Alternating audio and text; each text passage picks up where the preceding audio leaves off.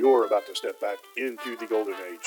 An era when entertainment wasn't mindless or shallow, but crafted to ignite your imagination. In the theater of the mind, every story came alive, and every moment was packed with suspense, drama, and excitement. Unlike today's monotonous, predictable programming, what you hear will stimulate your brain and keep you on the edge of your seat. Get ready for thrilling adventures, chilling mysteries, and unforgettable characters. Welcome to Golden Age Radio, where entertainment is as good as it gets. The Johnson Wax Program with Fibber McGee and Molly.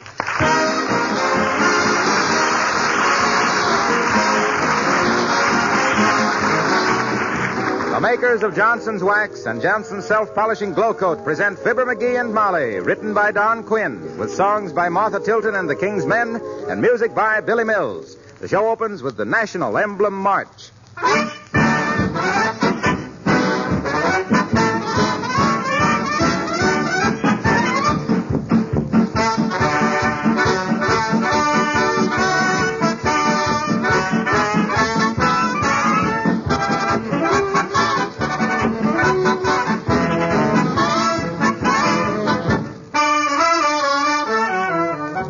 Ladies and gentlemen, I heard an officer of the Red Cross speak last night. He was asking for money.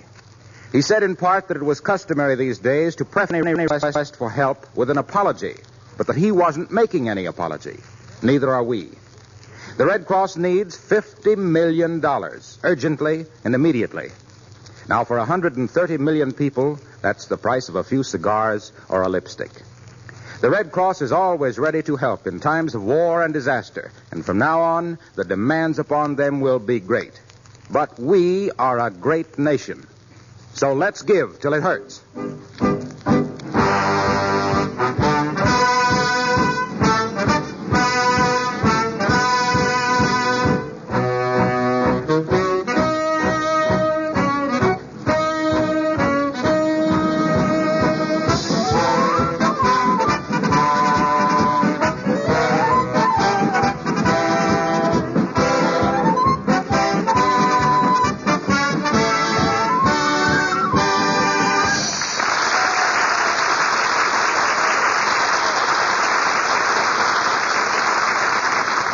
The master of 79 Wistful Vista is not one to squander $1.25 for a Christmas tree when he can drive out to the woods and chop down his own. No, sir. And here, driving up to the house, frost-bitten but triumphant, we find that lumberjack who saves Jack on his lumber, Fibber of Fibber McGee and Molly.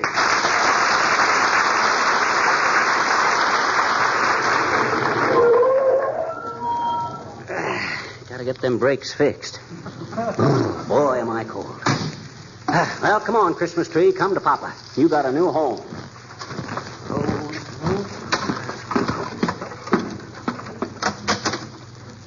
McGee, you're getting snow all over the hall. Why didn't you stamp your feet? Why should I stamp my feet? I ain't mad at anybody. Besides, they're so cold, I'm just walking from memory. Oh. Here, you poor lad. Let me take your coat and your mittens. Thanks, Molly. Hey, take a gander at that tree, will you? Ain't she a whopper? Heavenly days, it certainly is. Yeah, it was the pick of the whole woods, Molly. I had to fight off 20 other guys to get it, too. They all wanted it. Oh, did you actually fight for it, dearie? Oh, it didn't come down to actual brawl, no. One guy ups to me and says, "That's my tree, Shorty." And I says, "Yeah," I says, tossing my hatchet up in the air and catching it by the handle. "Try and get it," I says. "You don't need this tree for last Christmas," I says. And he says, "What do you mean last Christmas?" "Well," I says, sinister-like, advancing toward him with a nasty look, "you lay a blade on that balsam bud, and last Christmas was your last Christmas."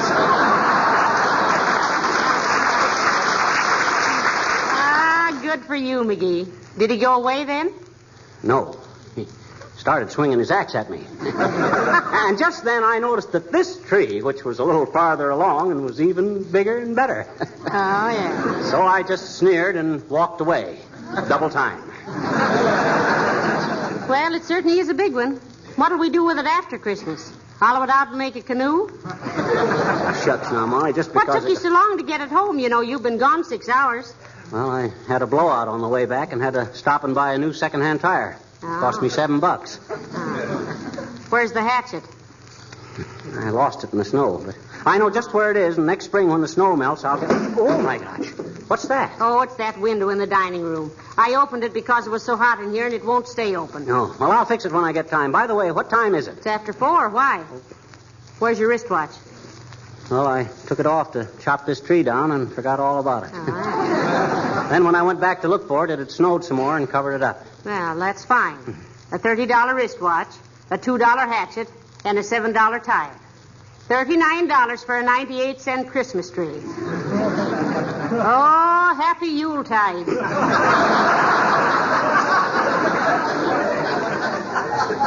Well, I didn't want one of those measly little moth-eaten shrubs they're selling downtown. When I want a tree, not a bouquet. Come in. Oh, hello, Mayor Latrivia. Good day, Mrs. McGee. I say, McGee. Yes? About that job you wanted in the City Hall. I'm still working on it, but I'll have to have a little information. Well, tell the nice mayor what he wants to know, dearie. Okay. Dig me, Latriv. Well, first, can you dominate people? Can you let the ones in that you really want to see and shut the rest out? Absolutely. Another thing, McGee, can you stand it physically? To be mauled by crowds of people all asking you questions. Can you ignore the whispers behind your back? Can you give orders in a loud tone of authority? Boy, can I. Listen to this, Triv. All right, folks. As captain of the detective force of Wistful Vista, I order you to make way there. Stand back, everybody. The police... This wouldn't be a police job, McGee. Oh. But one of the elevator operators has just been drafted, and I've suggested you. I'll let you know later. Good day. Why, that small-minded, boat-grabbing, baby-kissing... Now. Never mind that now. Say, where should we place this tree, McGee? I don't know. Where do you think? Well, offhand, dearie, I'd say it was a toss-up between the Grand Canyon and Death Valley. Oh, shucks, I told you I got to trim it down a little. Get me a hatchet, will you? The hatchet, dear boy, according to your official communique... Yeah? is at present sleeping its edge off under a snowdrift 18 miles north of town. Yeah, well, we got a saw, haven't we? Not a very good one. It's all bent. Who bent it? You did. Huh? After you saw that vaudeville act at the Bijou last October, you tried to play Pony Boy on it, remember?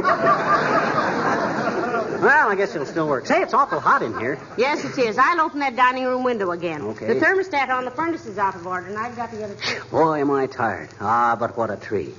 Why, this will give us enough kindling wood for all summer. Except that we don't need any kindling wood in the summer. Hey, McGee, I just thought of something. What's that? This tree is so big our little ornaments are going to look awful silly on it. Yeah, I never thought of that. I better order a bigger assortment of ornaments. Now, hand me the phone, will you? Here. Thanks. Hello, operator. Give me the Wistful Vista Novelty and Day. Oh, is that you, Mert? How's every little thing, Mert? Huh? Who? Your niece. Somebody grabbed her and kissed her during the blackout. Oh, heavenly days, McGee. Does she know who it was? She'll recognize him when she sees him. He'll have lipstick all over his face, neck, and shirt front. From just one kiss? What do you mean, one kiss? That blackout lasted 3 hours. What say, Mert? Okay, I'll call him later. Hey, did you get me the saw, Molly? Here it is, dearie. And now don't get sawdust all over my floor. Why not? It'll make Uncle Dennis feel at home. Now, see. I guess I better take a couple of feet off of the bottom first. Yes, and trim out 100 or so branches. Tarzan or somebody might be hiding in there. Who? Tarzan. Who?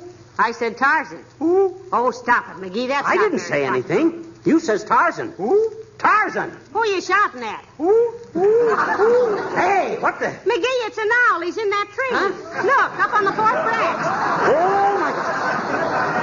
Oh, my gosh. Shake the tree, Molly. Open the door and we'll shoo him out. Ooh. You! Come on, get out of that, you big buzzard. Go on, scram. Take it harder, McGee. There he goes. Chase him, Molly. Chase him this way. Look out for the table. Ooh. Edge him toward the door, Molly. Wave your hand. I am waving my hand. Shoo, scat, go away, birdie. He won't even look at me, McGee. Well, owls don't see good in the daytime. Well, what do you expect me to do, buy him some glasses?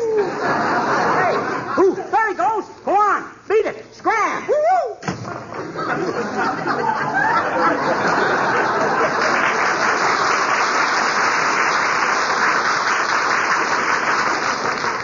Well, thank goodness. Those things give me the creeps. Me too. Though I will say it was decent of him to back up my judgment. What are you talking about? Well, owls are wise birds, and we both picked out the same tree. Don't you get it, Molly? I says owls are... Ain't funny, McGee. Okay. But I've been hooted at enough for one day. Hand me the saw again. Thanks.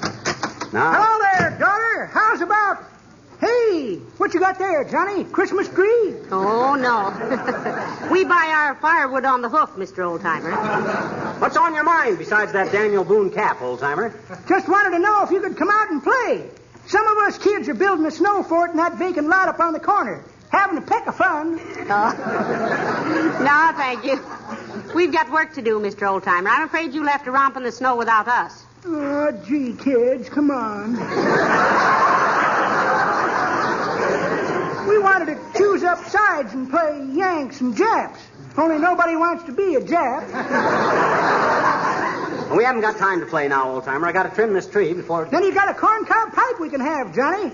I built a big snowman and I want to put a pipe in his mouth. Oh, give him a cigarette. Yeah, and put a sign on him. Something new has been added. That's pretty good, Johnny. But that ain't the way I heard it. The way I heard it... Hey, what was that? Oh, it's just the dining room window, Mr. Oldtimer. It won't stay open. Hey? Oh, well, the way I heard it, one feller says to t'other feller, he says, why does Hitler make all his speeches from a beer garden? Well, says t'other feller, that's so when he starts foaming at the mouth, nobody'll notice it.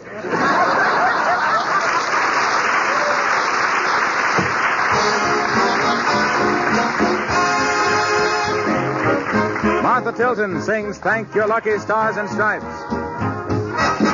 If you live right, if you get to sleep at night, you can thank your lucky stars and stripes. If you feel free, if there's sugar in your tea, you can thank your lucky stars and stripes. Steam heat and ham and eggs and hay rides and cider kegs if you like the good old Yankee way, so say so. If you can sing and believe in anything, you can thank your lucky stars and stripes.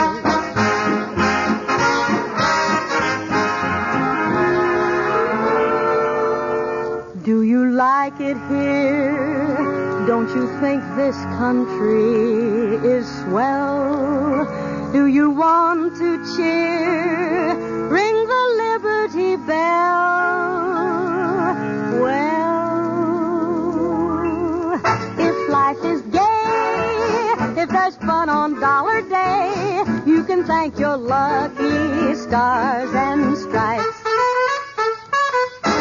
If you can joke and enjoy an artichoke, you can thank your lucky stars and stripes. Dime stores and bobby pins and hot dogs and Mickey fins, if you like the way we go about it, shout it. If you can sing and believe in anything, you can thank your lucky stars and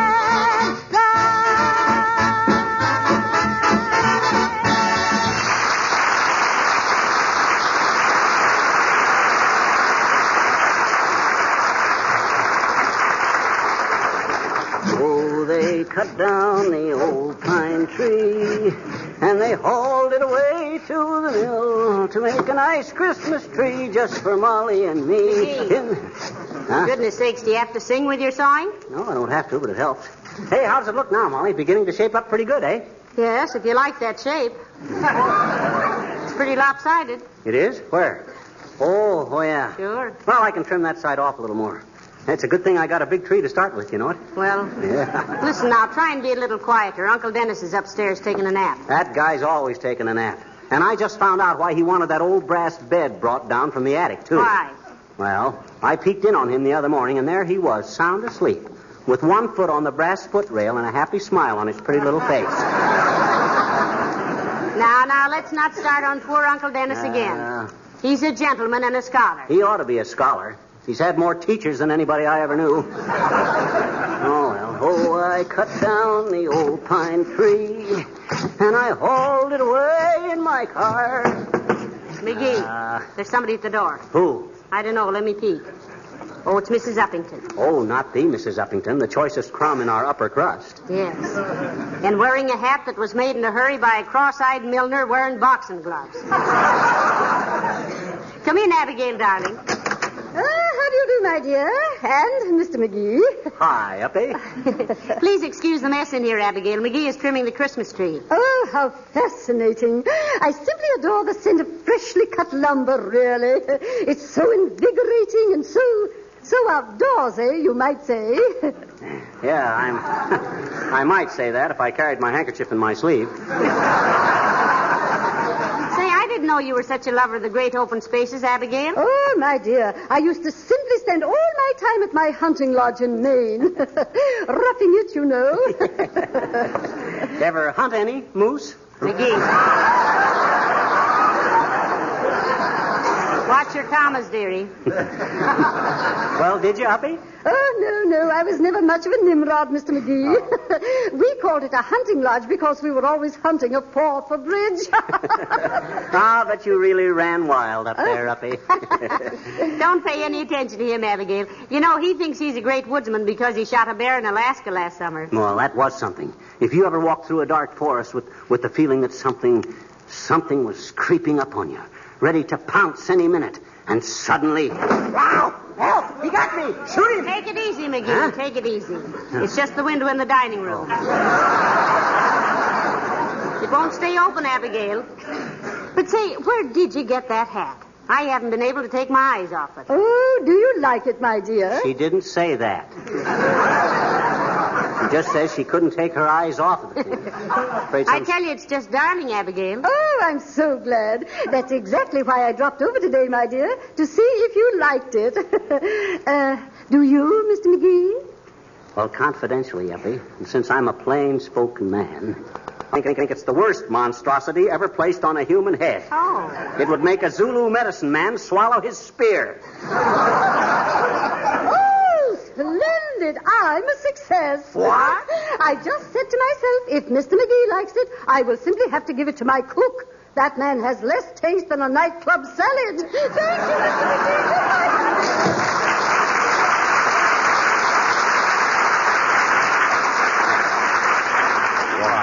That old flounder. So I haven't got any taste, haven't I? Not in hats, dearie. When it comes to fashions, you'd better just do one thing. What's that? Saw wood. Huh? Oh, okay. I got needles galore sprinkled over the floor in the shade of the old pine tree. Hey, Molly. How's she look now? Well, it looks better, McGee. At least we can get in the same room with it. Now, if you'll trim some more off the far side there. Okay, I'll... Oh, hi, Harlow. Hello, Fibber. Hello, Molly. Hello, Mr. Wilcox. Won't you come in and get some sawdust all over your clothes?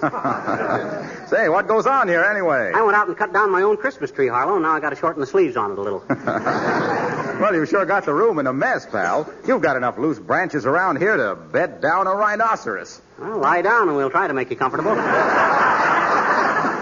Very funny, McGee. But what can we do for you, Mr. Wilcox? Well, it's like this, Molly. I'm a little worried about the greeting cards I ordered this year. I'm afraid the sentiment is a little too flowery. Well, read one to us, Mr. Wilcox. Though, personally, I don't think a greeting card could be too flowery. Why, certainly not. Let 'em drip, I always says. Well, read the blurb, Waxy. All right. It reads, "The season's greetings to you, my Fran, from the Johnson Self-Polishing Glow Coat Man. I hope that in 1942 and 43 and 44 and 45 and 46, you'll remember all those little tricks I showed you about saving time and dough by using Glow Coat on your flow." On your flow? Well, shut my mouth, honey child.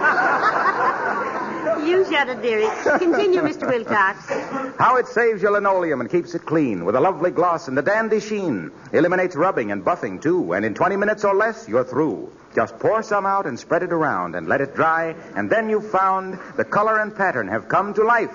And so have you, your husband's wife. Oh, that's your husband's wife. If that ain't the corny. Hey, what's that noise? That was Longfellow turning over, Harlow. No, it was the dining room window falling down again. But go ahead, Mr. Wilcox. Well, there isn't much more. Fine. But it goes, "The best of wishes I send to you from me and S.C. Johnson & Son Incorporated, too." Well, what do you think of it? Okay. I'll get something else.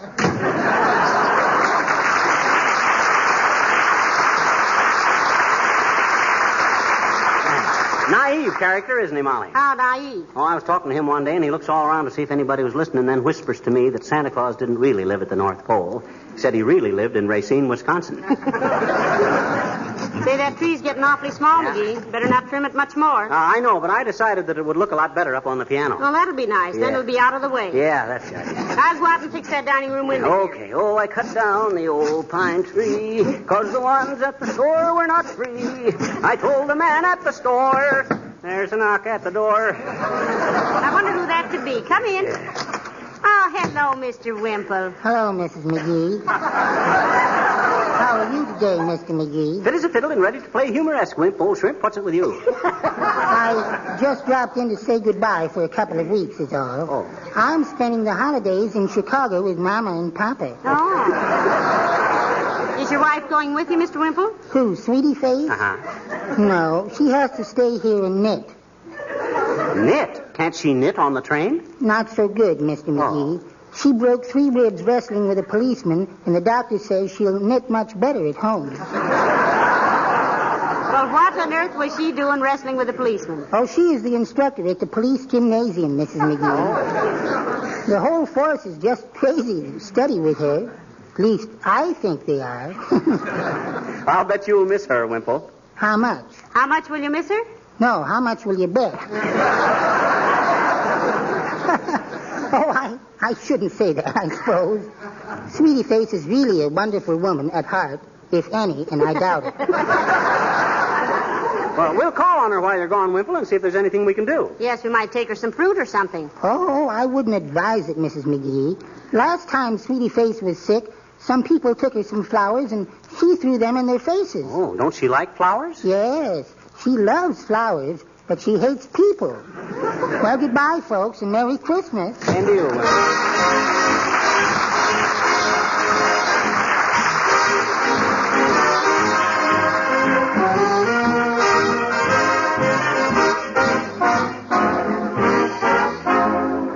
The King's Men sing Coming Through the Rye.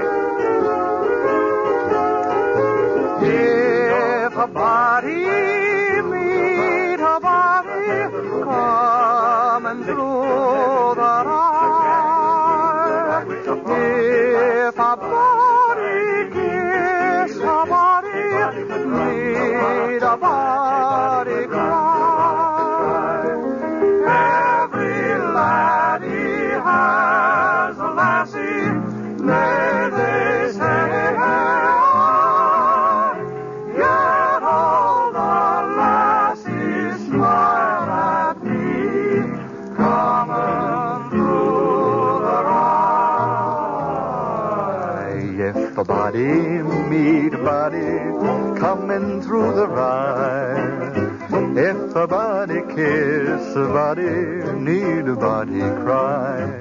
Now everyone must have a loving lassie, but they say that the lassies always pass me by. Yet all the girls, they smile at me, coming through the rye. If a body meet a body, coming through the rye, if a body kiss a body, need a body cry. Every little laddie has a bonny little lassie, but may they say, hey, I yet. All we lads and lassies get together in the heather when we're coming, whilst we're coming through the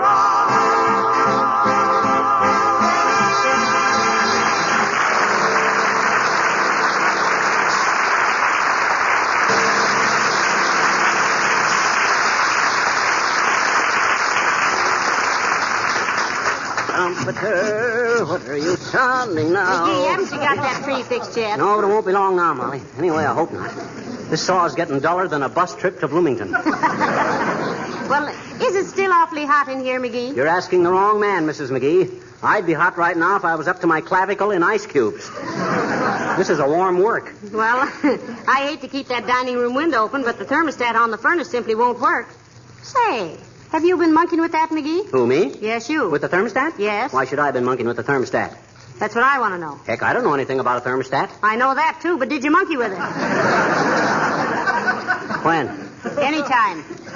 Well, say, I did kind of tinker with it last night at that. Oh, now it comes out. And just what did you do to it, Mastermind? Well, I was walking past it with a screwdriver in my hand, and the screwdriver caught in one of the little screws, and the first thing I knew, I had it all apart.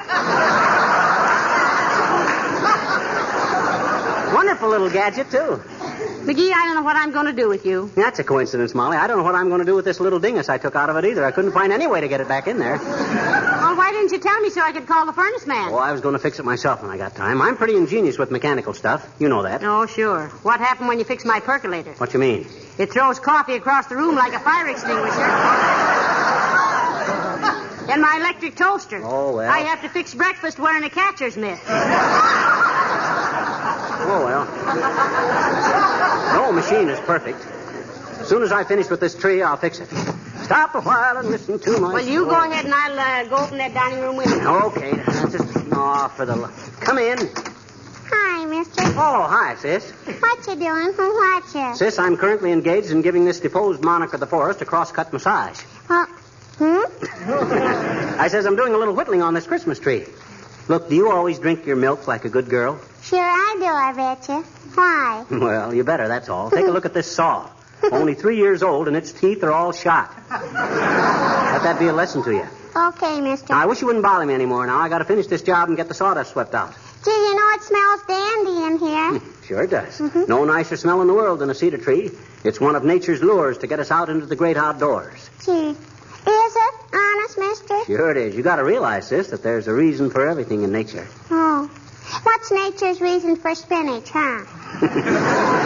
Why, sis, do you mean to stand there with your little arms sticking out of your shoulders and tell me you don't know that? Yes, I don't, I bet you. Nature gave us spinach so we could have Popeye. Oh.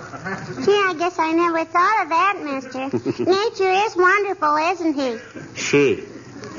Nature, sis, is always referred to as she. Why? Well, because... Oh, boy, here's my chance to make Reader's Digest. Sis? Nature is called she because it's so inconsistent, unstable, unpredictable, beautiful, mean, gorgeous, appealing, nasty, and nobody yet has ever understood her.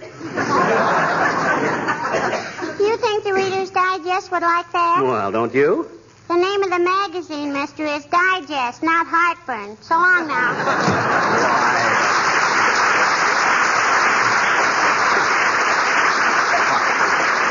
That's the last time I ever try to explain something to her, if I'm smart. Okay.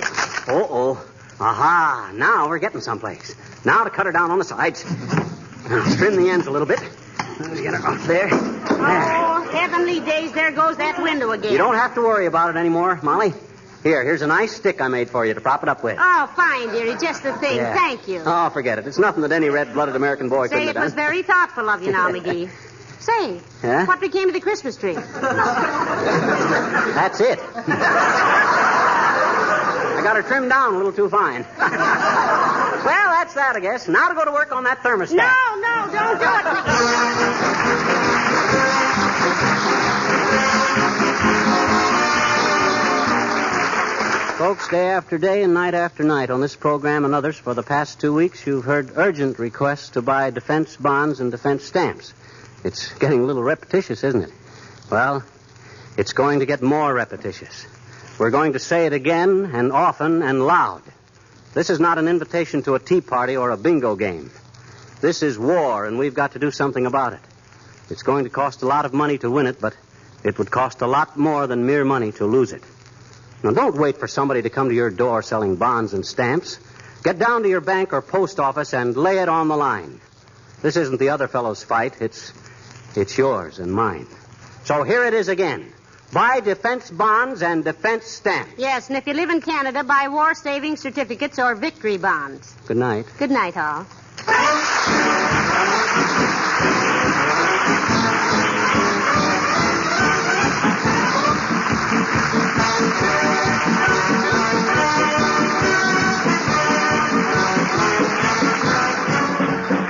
This is Harlow Wilcox, speaking for the makers of Johnson's Wax Finishes for Home and Industry, inviting you to be with us again next Tuesday night. Good night.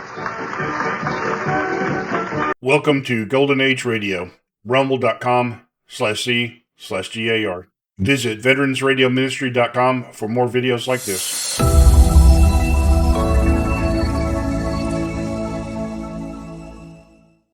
You have been listening to Golden Age Radio, rumble.com/C/GAR, brought to you by G3PL.com. Don't forget to subscribe for more videos.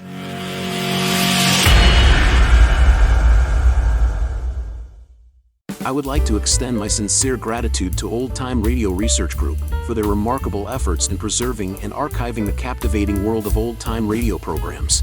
Their dedication to safeguarding these precious audio gems ensures that future generations can relish the enchanting stories, music, and entertainment of the past. Their invaluable contribution allows us to step back in time and experience the magic of radio history firsthand. Their link is in the description below.